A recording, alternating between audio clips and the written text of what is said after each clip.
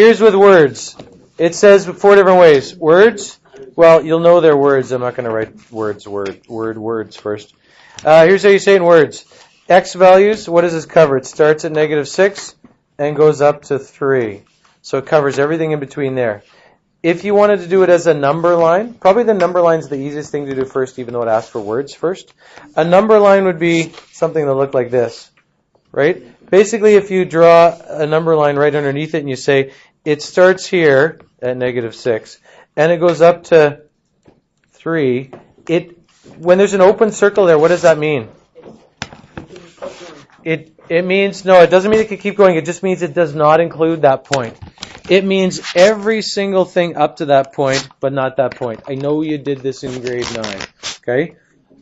You did. You should have. Okay.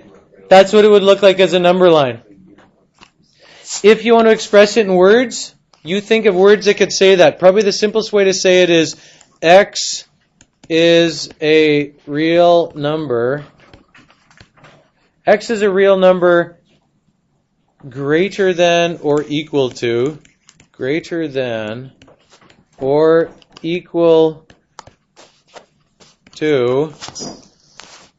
-6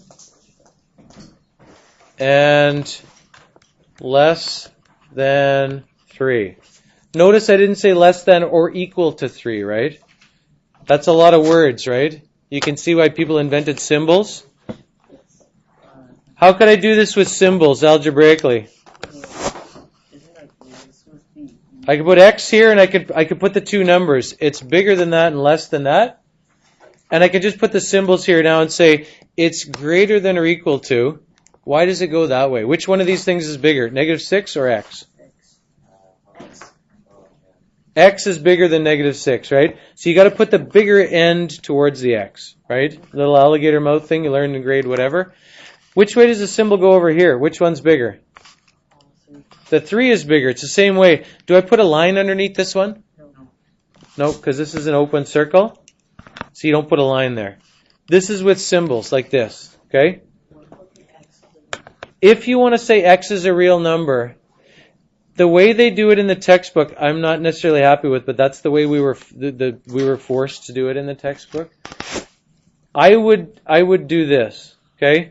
I would say if you want to do set notation, which is this set notation. Whoops. Set notation is just putting it in brackets to show that it's a set of numbers. You could say this X. You could start off by saying this part of it, right? X is a real number. Okay, X is a real number. I think this is the best way to do it, is say X is an element of the real numbers with that weird symbol. For real numbers, they use an R. Sometimes they use an R with two lines like that at the beginning. They use this weird line that's a vertical line. You want me to show you? It's a line that goes like this. Vertical line. Guess what the vertical line means? It doesn't mean and, it means such that. Okay, I'm going to shrink down this verbal explanation here. It means such that. Okay, let's move our words over there. This line means such that.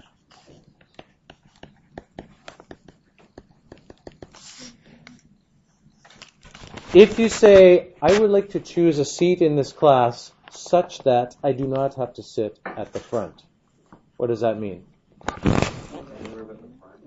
So I said something first. I would like to choose a seat in this class.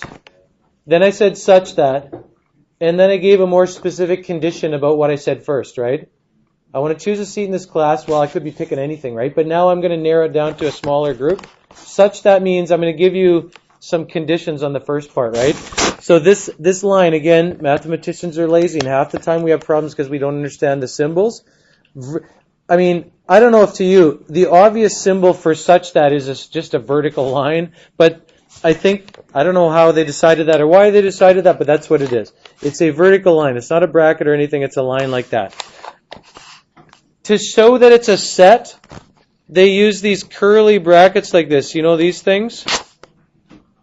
You know those kind of brackets? Okay, do you see that? You should practice drawing those weird brackets. Okay? Let me ask you a tough question here.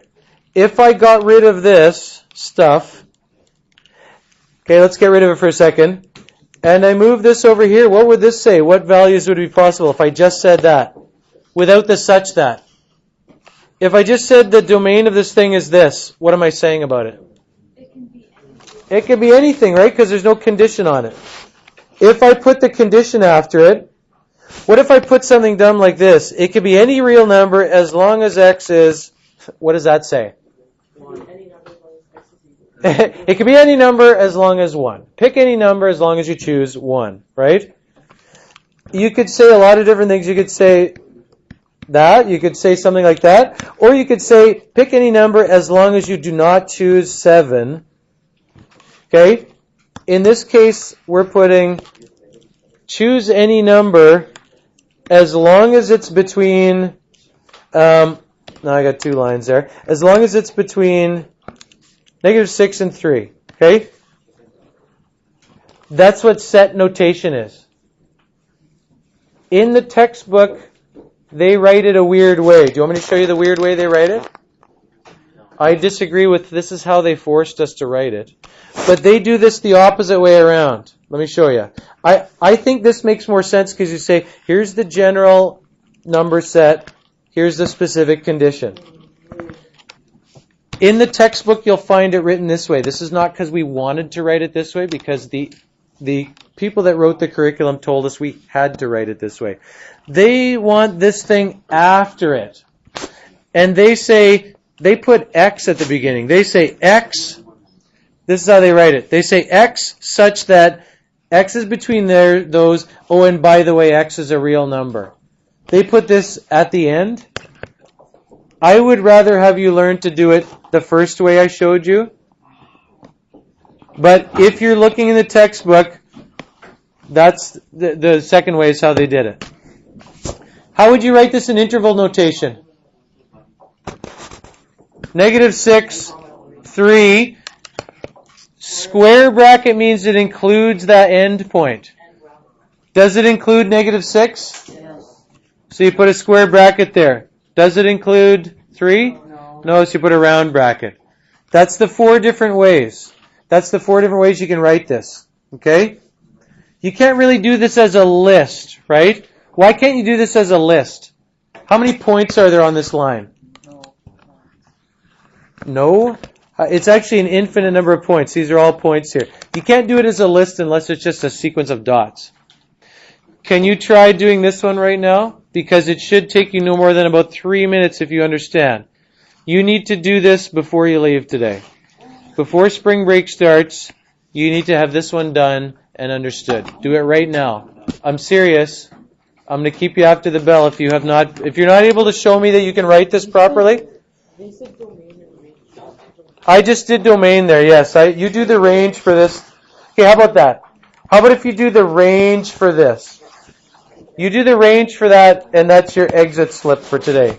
You have to do that on paper before you leave, right now. It can be right on there, yes. It can be right on there. You can show me. You have 4 minutes to show me.